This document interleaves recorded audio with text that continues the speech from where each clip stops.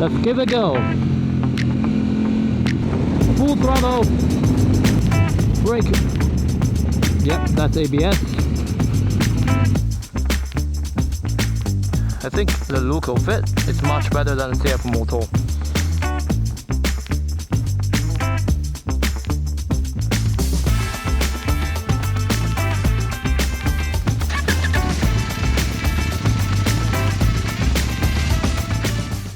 Welcome back. I'm doing something a little bit different today. I have the chance to test the newly released KOVE 800X. This one is not yet available in the Australian market yet.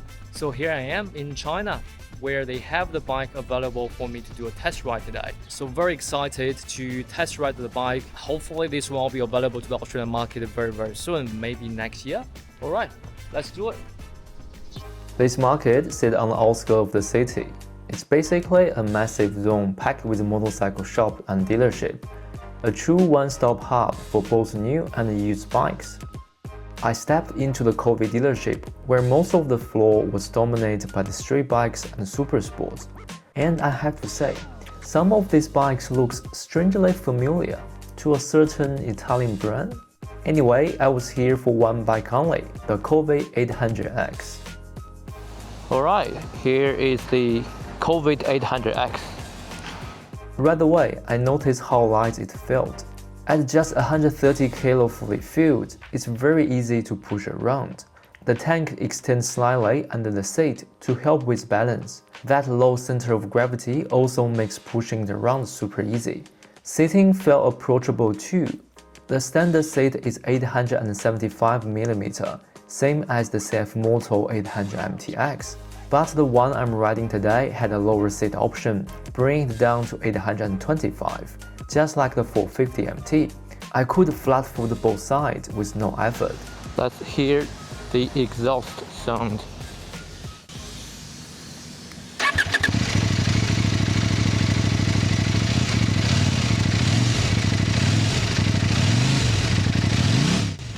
Under the tank, we've got the KTM 790 Twin, the same engine found in the CFMOTO MT.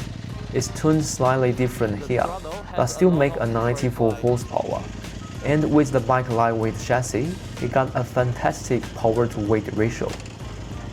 It's ride-by-wire with multiple riding mode and cruise control. Some rider overseas mentioned it has a twitchy throttle, but coming from the 450MT, I actually found the throttle pretty smooth. Engine sound, I wouldn't say it's exciting. The entire KTM-based platform tends to sound a bit dull. During the editing, I did hear a faint knocking sound in the background. Let me know in the comment if your KTM or CFMOTO MT does the same. The exhaust sound is very refined, quiet, and let you hear the intake growl.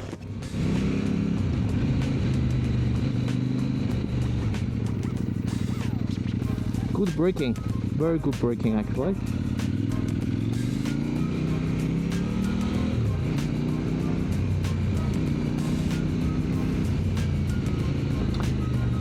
The front tire pressure is very low, it's quite heavy.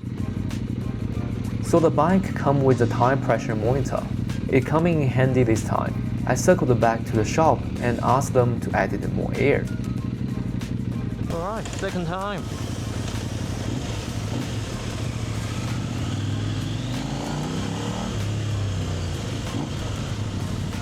Much better now. Before hitting the road, let's talk about tech. You've got a 7-inch vertical TFT display, very rarely inspired and super easy to read. There is a smartphone connectivity, cruise control and quickshifter. You also have a riding mode adjust power delivery, traction control and ABS setting.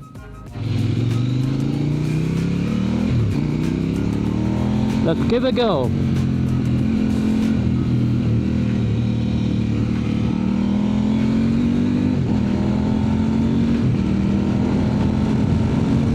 Quickshifter works very well.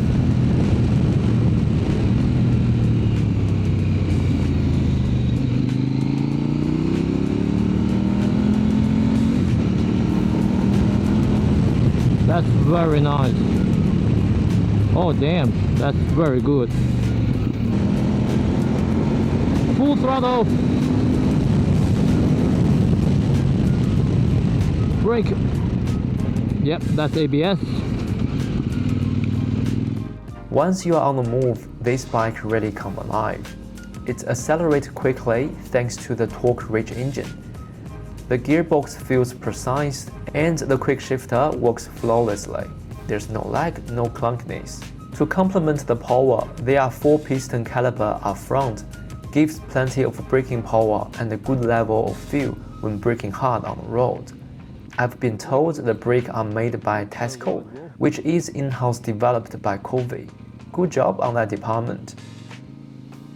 Before anyone accuses me breaks a bunch of traffic regulation, let me point it out that I'm at a newly developed area with empty street in the middle of the day. There's no traffic light and very little car.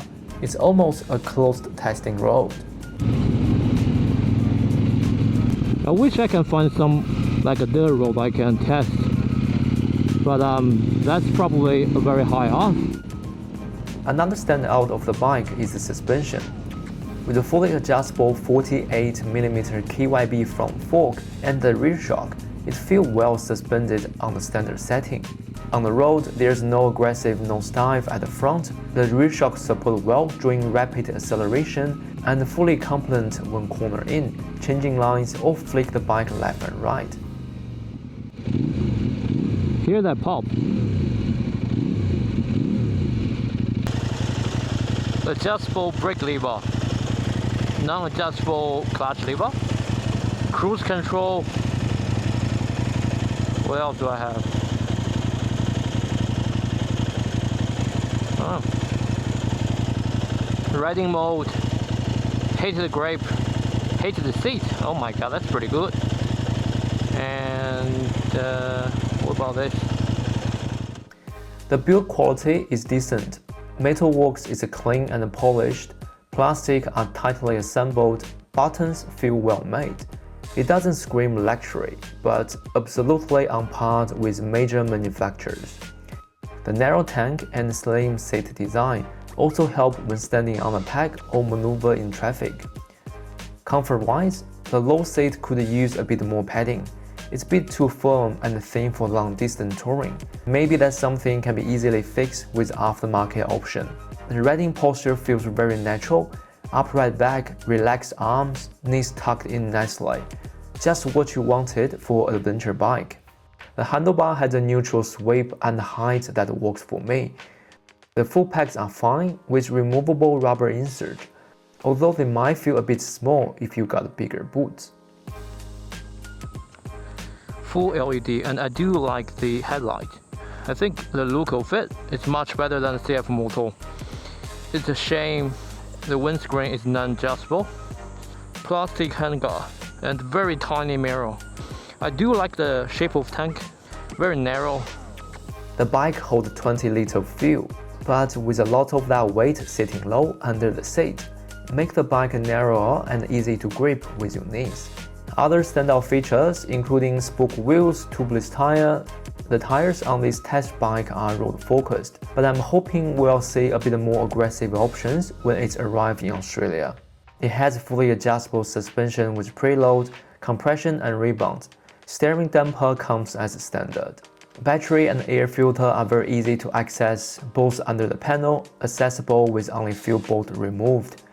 I'm not sure whether this is standard or you have to pay extra for it, but it looks pretty well built, and it comes with upper crash bar as a protection.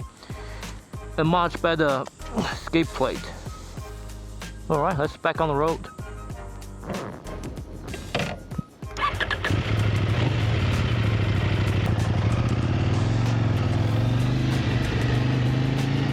Overall, the build quality and finish of the bike is excellent.